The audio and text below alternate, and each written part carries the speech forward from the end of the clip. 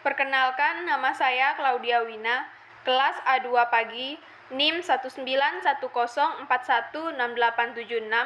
mata kuliah Perilaku Organisasi, dosen Bapak Adi Mursalin, SE MM.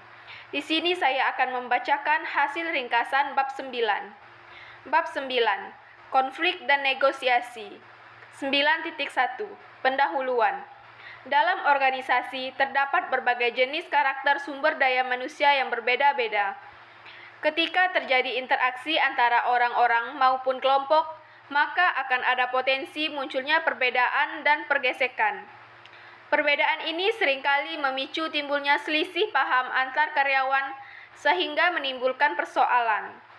Jika persoalan tidak diselesaikan dengan baik, maka akan berdampak pada efektivitas perusahaan dalam mencapai tujuannya.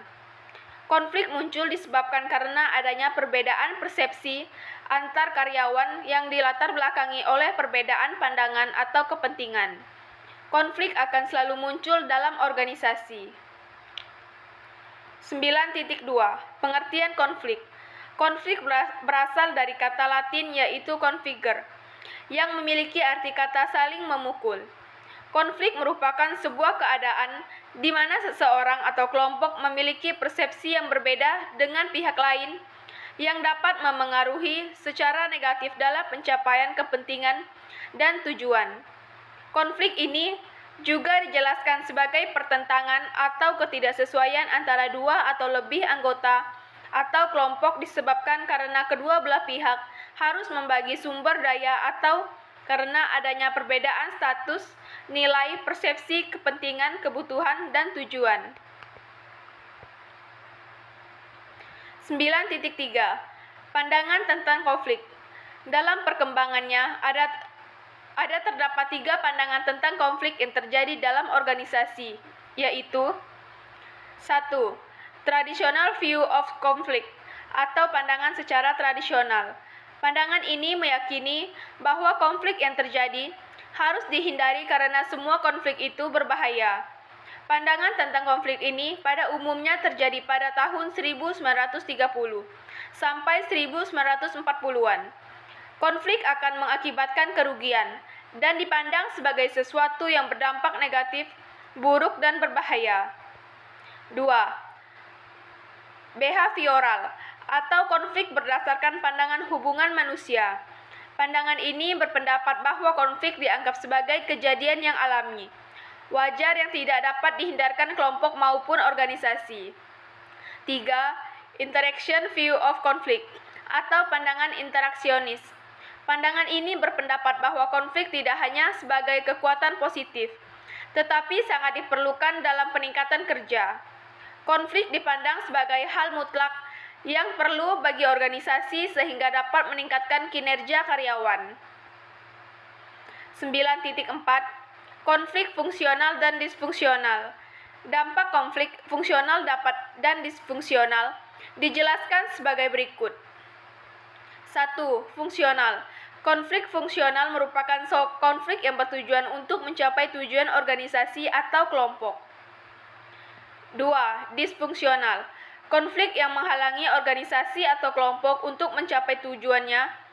Disfungsional menjadi penghambat kinerja kelompok secara spesifik sehingga menurunkan efektivitas organisasi. Karena batasan konflik fungsional dan disfungsional seringkali kabur, maka untuk menentukan apa yang menjadi konflik fungsional, seorang manajer perlu memahami hasil positif dan negatif dari konflik. Seorang manajer perlu mengelola konflik agar tetap berada pada batas-batas fungsional. Manajemen konflik melibatkan pemeliharaan konflik pada tingkat yang berfungsi untuk kelompok. 9.5, Proses konflik. Untuk memahami konflik, maka dapat dijelaskan dari proses konflik yang terdiri dari 5 tahapan, yaitu tahapan 1, potential opposition of or incompatibility, atau potensial pertentangan atau ketidakcocokan. Tahap 2, cognition and personalization, kognisi dan personalisasi. Tahap 3, intention atau maksud. Tahap 4, behaviora atau perilaku, dan tahap kelima, outcomes atau hasil. 1. Potensial pertentangan atau ketidakcocokan. Tahapan pertama dalam proses konflik adalah adanya kondisi yang menciptakan munculnya konflik meskipun kondisi tersebut tidak mengarah langsung ke konflik atau memunculkan peluang terjadinya konflik. 2. Kognisi dan personalisasi. Jika tahapan pertama muncul kondisi yang bersifat negatif, maka pada tahap kedua akan didefinisikan sesuai persepsi pihak yang sedang berkonflik.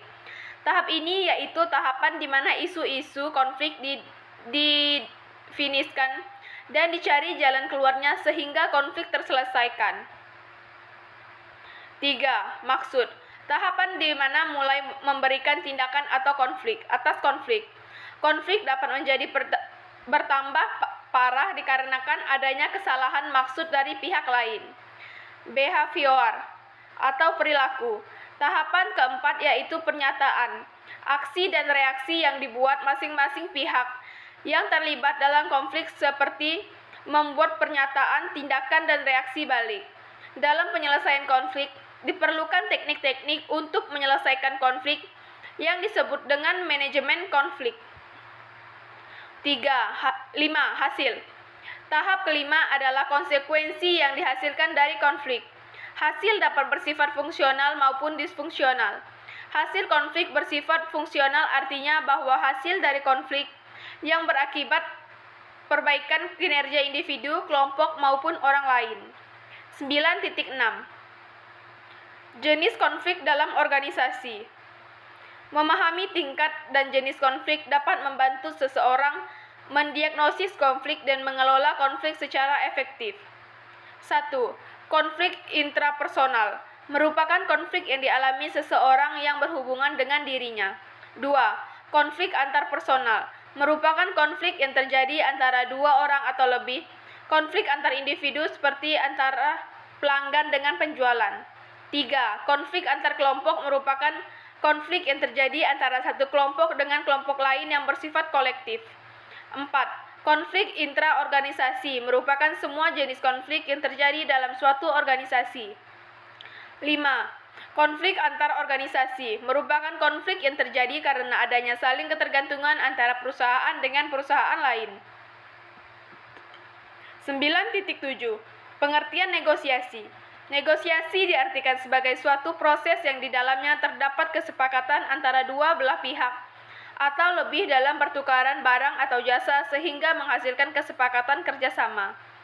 Negosiasi muncul karena adanya perbedaan pendapat antara kedua belah pihak sehingga perlu dilakukan kerjasama untuk mencapai sebuah kesepakatan. 9.8.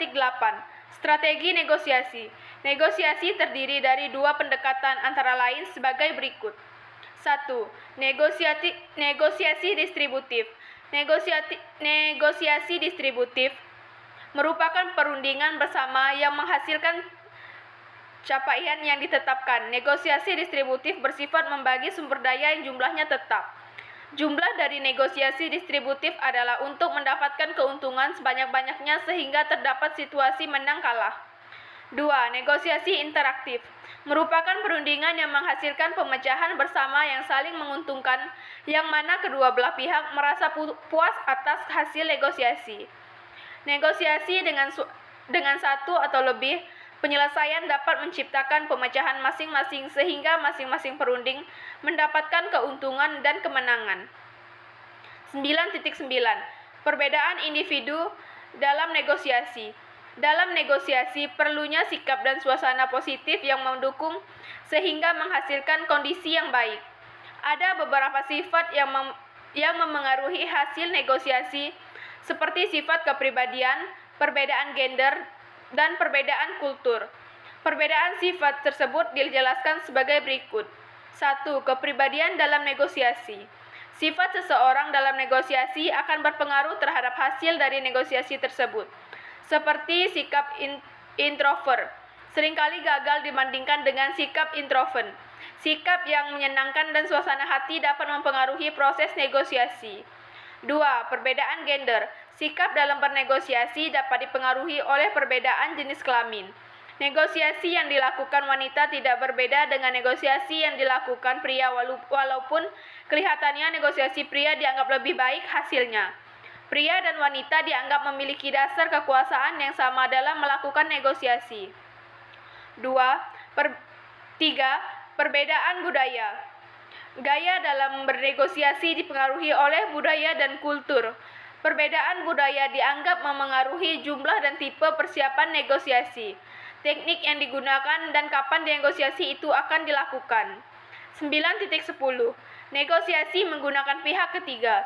Negosiasi tidak selamanya berlangsung antara kedua belah pihak. Dalam melakukan negosiasi dapat juga melibatkan pihak ketiga sejak awal dilakukannya negosiasi. Proses negosiasi yang rumit antara kedua belah pihak dapat dibantu dari pihak ketiga. Terdapat 3 peranan dari pihak ketiga, yaitu mediator, arbitrator, dan konsiliator. 1. Mediator atau penengah. Mediator merupakan pihak ketiga yang bersifat netral, yang berfungsi untuk memfasilitasi penyelesaian negosiasi dengan menggunakan penalaran, pembujukan, pemberian usulan, dan saran alternatif sesuai dengan kapasitasnya sebagai fasilitator. Mediator bekerja untuk membantu kedua belah pihak dan memengaruhi bagaimana beda belah pihak. Rekomendasi mediator tidak memiliki kuasa yang meningkat dan pihak yang terlibat dapat tidak menggunakan rekomendasi dari mediator. 2. Arbitrator atau wasit. Arbitrator merupakan pihak ketiga yang selalu menghasilkan penyelesaian dan memiliki wewenang memaksa agar terjadinya sebuah kesepakatan. Arbitrator memiliki kewenangan untuk mendiktekan kesepakatan. 3. Konsiliator atau perujuk. Konsiliator merupakan orang atau pihak ketiga yang dipercaya dan netral yang bertugas untuk menjembatani proses komunikasi antara kedua belah pihak yang bersitegang. Konsiliator tidak memiliki wewenang memengaruhi hasil negosiasi. Dan yang keempat, konsultasi. Konsultasi merupakan pihak ketiga yang memiliki kecakapan dalam penyelesaian persoalan, maupun mampu memfasilitasi pemecahan masalah yang lebih difokuskan pada hubungan antara pihak dibanding isu yang substantif. Sekian hasil ringkasan dari saya. Terima kasih.